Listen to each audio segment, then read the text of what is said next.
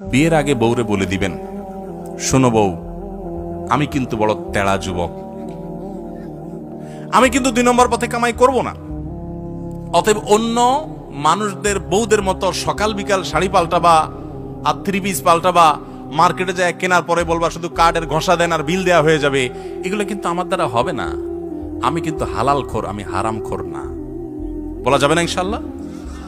হবু বউরে বলে দিতে পারবেন না?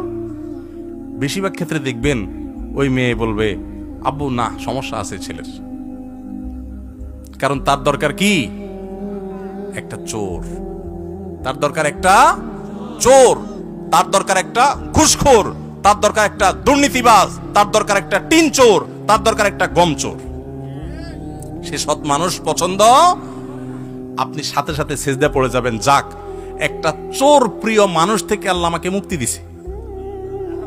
একটা সৎ মানুষ খুঁজবেন, চেষ্টা করা যাবে না ইনশাআল্লাহ?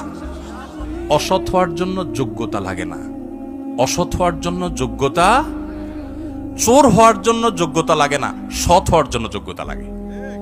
সৎ হওয়ার জন্য মেরুদণ্ড শক্ত থাকতে হয়, হিম্মত থাকতে হয়, সৎসাহস থাকতে হয়।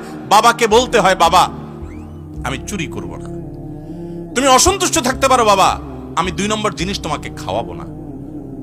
আমাকে অন্যদের উদাহরণ দিবা না, আমাকে সৎ মানুষের উদাহরণ দাও।